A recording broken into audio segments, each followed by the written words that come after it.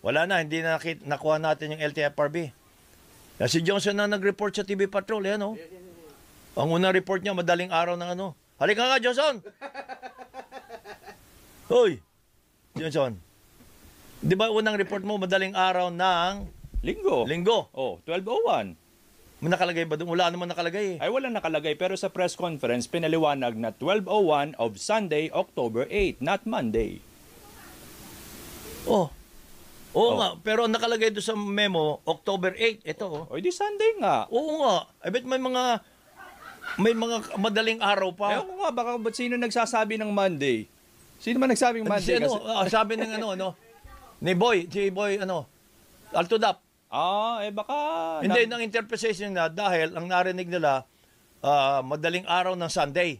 Ay, kailan ba nagsisimula ang madaling araw ng Sunday? Paano nagsisimula? 12:01. O, di tama. October 8 nga. Monday. Sunday. Yan ang pagtatalunan natin sa TV Patrol. Ay, pwede naman kahit hanggang 9:30 tayo. Ba't ba hindi nalang sinabing Monday? Importante kasi kabayan yung oras 12:01 kasi sa oras ng 12:01 of Sunday, may namamasada pa rin. Ibig sabihin, pwede na silang kumita simula ng hating gabi ng Sunday ng 12:01. So, kailan ngayon yung pasaheng piso na dagdag? Sunday nga. Sunday. October 8. Sunday, October 8. Yun. Yun nga. Yun na nga. Oh. Huwag nang magtalo pa. Oh. Wala na yung Monday. Walang Monday. Pwede na kayong magsimula ng Sunday na alas 12, uno ng...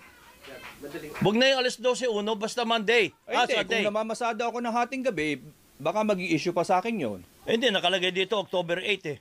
Ay, kailan ba nagsisimula October 8? Nagsisimula October 8? Oh. Di linggo nga. Oy, kaya nga. Di linggo. Kaya nga. Hindi Monday. Hindi Monday. Hindi, pwede. Alika, sumali ka. Kailan ba nagsisimula ang Sunday?